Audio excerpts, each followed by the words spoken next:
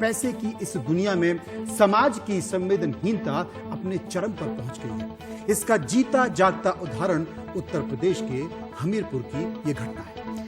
एक महिला की सरेआम पिटाई कर दी गई, वो भी पेड़ से बांधकर। और जैसा कि अब आम हो गया है, महिला पिटती रही और लोग देखते रहे, तमाशबीन बने रहे। महिला को पिटने की वजह चंद रुपए। गरीबी में पीड़ित महिला मकान का किराया नहीं दे पाई। किसी ने महिला को बचाने की हिम्मत नहीं जुटाई। देखिए हमारे समाज की संवेदनहीनता का एक और नमूना।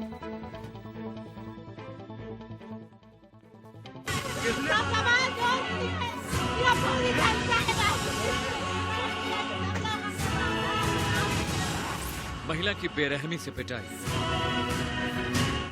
समय पर किराया नहीं देने पर मार।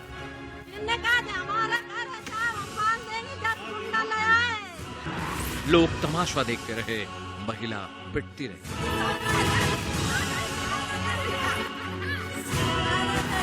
आखिरकार कहां गई समाज की संवेदना?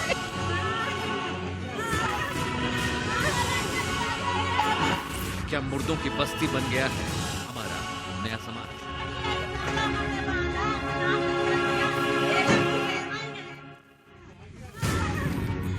दिल को दहला देने वाली यह घटना यूपी के हमीरपुर की है, जहां मकान मालिक ने किराएदार महिला का ऐसा बुरा हाल कर दिया।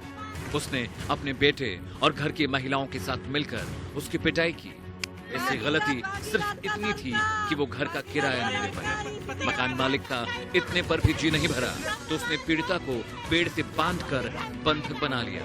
महिला गिड़गिड़ाती रही।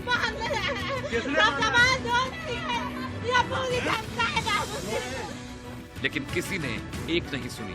पिटाई के बाद घर से उसका सामान बाहर फेंक दिया गया। हमारे साथ भारत के भागीरथ, उसके लड़के बच्चे 10 पंद्रह महिलाएं लेके आए, हमको सारे मिलाटा में बंधवा दिया। सारी पैसी सारी जेवर चुरा ले गए, 40,000 रुपए। मारपीट किया, बंधवा दिया। हमने चिल्लाते रहे, किसी ने 100 नंबर कर दिया तो आई तो उसने छुड़वाया। पति की मौत के बाद ये महिला मजदूरी करके अपना पेट पालती है, लेकिन कोरोना काल में काम बंद होने से आमदनी भी बंद हो गई। महिला की मजबूरी समझने की बजाय मकान मालिक ने घर से उसका सारा सामान बाहर फेंक दिया और जमकर पिटाई भी की।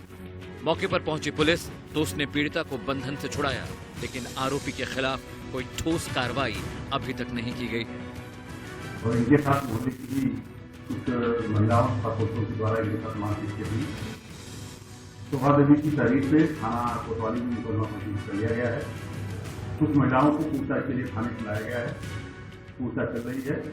इसमें जो भी दिशा में आवश्यक तथ्य प्रकाश में आएंगे उनके साथ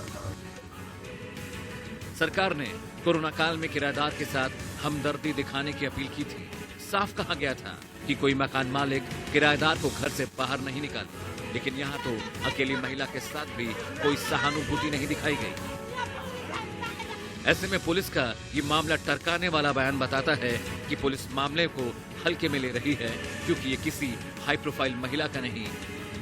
ऐसे में सवाल ये उठता है कि क्या पीड़िता की आर्थिक या सामाजिक हैसियत देखकर ही केस को गंभीरता से लिया जाएगा? ऐसे में तो फिर न्याय की बात करना ही बेमानी है। आज चांतारों की सैर करने वाला 21वीं सदी का हमारा समाज क्या असल में बर्बर समाज नहीं बनता जा रहा? अनिल कुमार के साथ ब्यूरो रिपोर्ट, इंडिया न्यूज़। तो कोरोना का काल चल रहा है और आपने देखा होगा कि ना जाने कितने ऐसे मजदूर हैं जो शहरों से निकलकर वापस अपने गांव जा चुके हैं। उनके पास मजदूरी की नहीं है, उनके पास रोजगार नहीं है, करें तो क्या करें। इस बीच खबर जो कि आपने देखी कि मकान का किराया नहीं दे पाई है। खुर्रम हमारे संवाददाता इस वक्त हमारे साथ मौजूद हैं, उन्हीं के पास चलते हैं और हकीकत जानने की कोशिश करते हैं।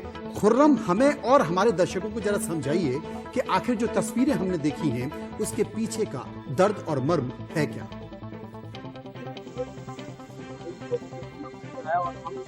देखिए, जो जिसको गुजरी वही दर्द समझ सकता है। और हम जो हमारा आज का समाज है वो बेहद खामोश हो गया है। वो दर्द को देखता है, समझता है और आगे बढ़ जाता है, तो महसूस नहीं करता। उनको समझ में तो आता है कि जुल्म। यही वजह है कि कई वाकयात ऐसे हम लोग देखे कि जुल्म सामना होता रहा लेकिन कोई बोला नहीं। इसके पीछे वजह देखिए, हाथी का इकबाल कब बुलंद होता है खाकी का एक बात तब बुलंद होता है जब ईमानदारी से खाकी अपना काम करती है। और जो हादसे की घटना थी, यहाँ तक लोगों ने कह डाला कि law was cremated and what was remain was the order, यानी कि कानून खत्म हो गया, जो बचा था सिर्फ आदेश बचा था। आदेश किसका क्या था वो कोर्ट देख रहा है। लेकिन सवाल ये उठता है कि जब कहीं जुल्म होता है और आप उनकर बोलते हैं तो उसके पीछे राजनीति ढूंढी जाने लगती है, उसके पीछे सिलेक्टिविज्म की बात होने लगती है कि सिलेक्ट करके आप आवाज बुलंद कर रहे हैं। देखिए, आवाज जब तक की सत्ता पक्ष से नहीं बुलंद होगी, यानी कि अगर जुल्म हुआ है तो सत्ता पक्ष बताए कि जुल्म हुआ है और जो जुल्म करने वाला है और जो उसके पीछे कारक है उसके लिए क्या किया जा रहा है। यानी कि आप कह रहे हैं खुर्रम की एक पैटर्न सा बन गया उत्तर प्रदेश में। हाथरस की घटना को अभी कितने दिन बीते हैं, अभी तो लोगों के सीने में सवाल ज्वलंत हैं कि वहां पर आखिर पुलिस ने इस तरह का रवैया क्यों दिखाया। और आप अब इस घटना के बारे में भी जो हमें तफसील से जानकारी दे रहे हैं, उससे एक बात तो साफ है कि पुलिस अपना काम ठीक से नहीं कर रही है, उस तरीके से पीड़ित के साथ नहीं खड़ी है जैसे कि उम्मीद पुलिस से और पूरी व्यवस्था से की जाती है। क्या अब एक पैटर्न ये उत्तर प्रदेश में नजर आ रहा है?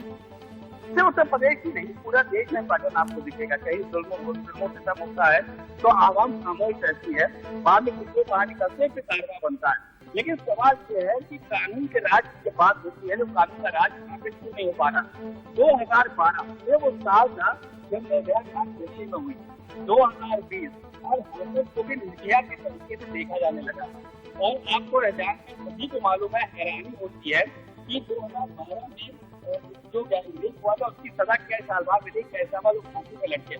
यानी कि कानून को जो कानून की पेचीदगियां होती है वकील को मालूम होती है, वकील पेचीदगियों के साथ आगे बढ़ता है, अपने वकील को बचाने की भरपूर कोशिश करता है। लेकिन अफसोस की बात ये होती है कि जब में हुआ कांग्रेस सत्ता में थी और बीजेपी सवाल, जब निर्भया दिल्ली में हुआ कांग्रेस सत्ता में थी और बीजेपी सवाल कर रही थी और ये बार बार कह रही थी कि हम से जो है वहाँ तत्कालीन प्रधानमंत्री जी बिल्कुल तमाम तरह की तस्वीरें बताने की कोशिश कर रहे हैं खुर्रम। और ये बात सच है कि जब तक संगठित अपराध में पुलिस अगर शामिल नहीं होती तब तक इस तरह की चीजें नहीं आती हैं। बहुत बहुत शुक्रिया करेंगे हम अपने संवाददाता खुर्रम का जो हमें जानकारी दे रहे थे। लेकिन एक छोटा सा ब्रेक लेंगे, वापस आएंगे तो हम बात करेंगे पारुल खेड़ा का और आशना शेख का और विस्तार से समझने की कोशिश करेंगे, लेकिन एक छोटा सा